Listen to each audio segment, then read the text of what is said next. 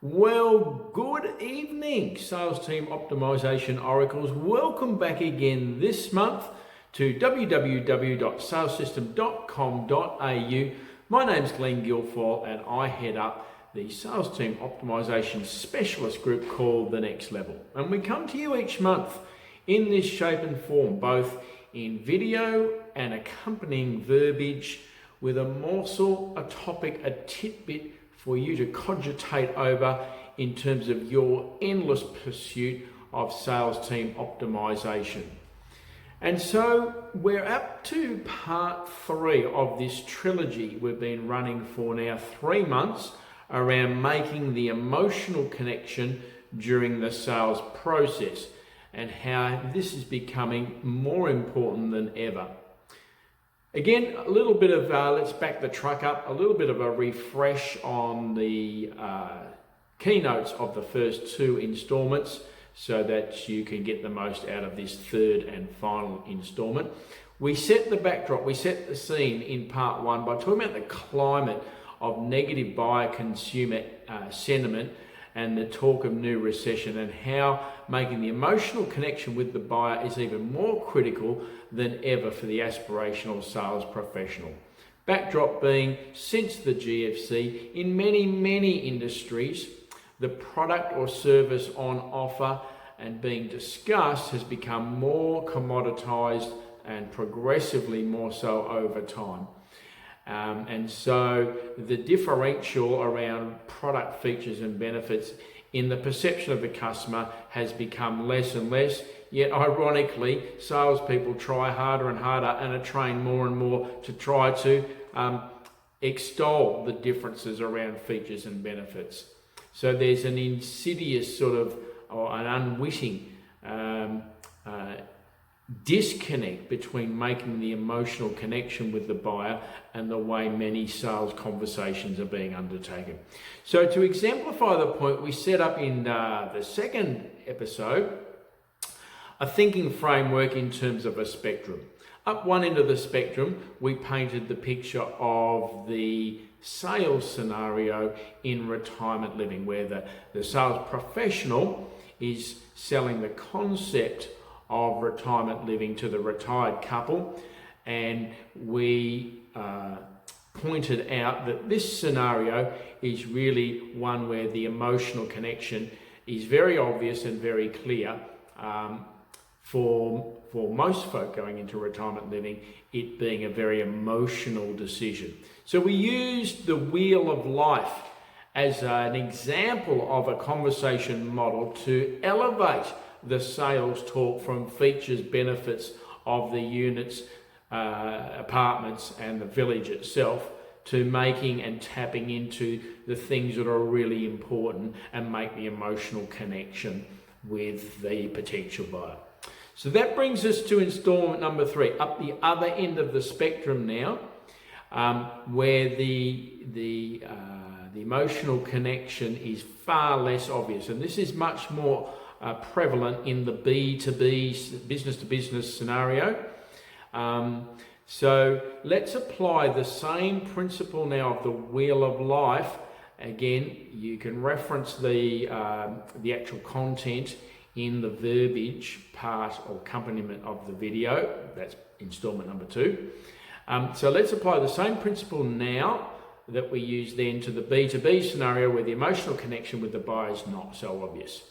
The model here, or one of many options that you can choose, to convert the product, price, features, benefits conversation to make the emotional connection with the buyer might look like, and by the way, these are not next level IP, they're all Googleable and out in the public domain. We've just selected the ones to exemplify the point we're making. So broadly speaking, there are 2 main types of motivations here, one being positive and one being negative. So the first model I'm going to reference is the GAP model, goal, attainment or pleasure. Now to run off a little bit of a list here, buyer motivations might look like to get promoted or be recognised as amazing at the job, to streamline the process and not get bogged down, to hit a number or stay under a budget, to provide a unique solution that positions them better with their clients, to drive towards an internal benchmark set by the boss, collaboration, know the full scope of the team and process, to enjoy one's job, connect with a bigger vision, to be inspired, or even just to play, sheer delight. At the other end of the ledger, on the negative side, the negative kind of buyer motivations in the business setting that open up for making the emotional connection are what we might call LAP as opposed to GAP. So this, in this sense, loss aversion or pain avoidance. So examples to rattle off a list here. Stability, down the lower levels of Maslow's hierarchy of needs, to avoid getting fired,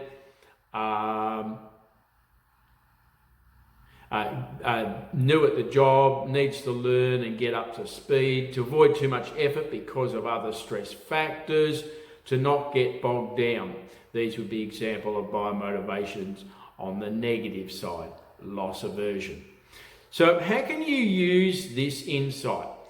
What should your approach, bearing in mind these possible goal attainment or loss aversion motives, be? How do you tailor your messaging strategy to address these hidden motives and move your prospect further on the path to a purchase decision in your favour?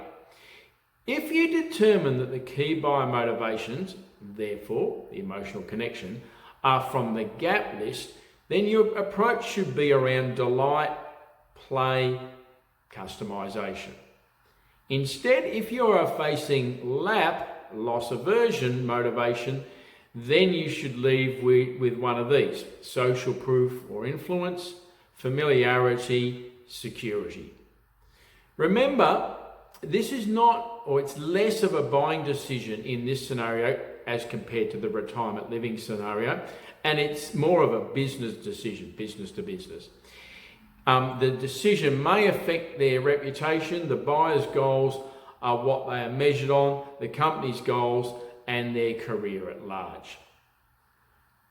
As an alternative model, of course, there are umpteen, immeasurable number in fact, a buyer motivation model that facilitates the conversations to make the emotional connection might look like a 3-level model where firstly, individual career as a motivator at one level, like network expansion, marketability, reputation assurance.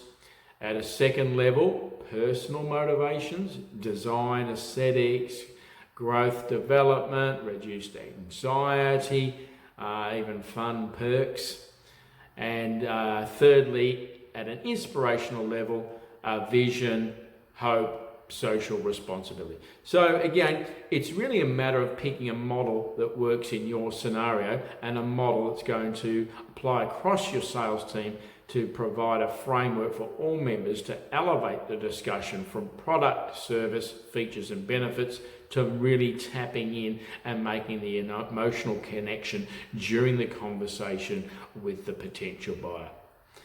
After all, in an e-commerce world where sales processes and interactions are becoming more automated and less relationship-based, making the emotional connection is a skill worth perfecting for the B2B sales relationship specialist. I hope you can put this to some use. That's the third of our series about the importance of making the emotional connection. Don't forget, we're only a phone call away if you'd like to take this conversation to a one-on-one level. In any case, we'll be back next month with a new topic, all designed to help you move you and your sales team to the next level of optimization and productivity. Bye for now.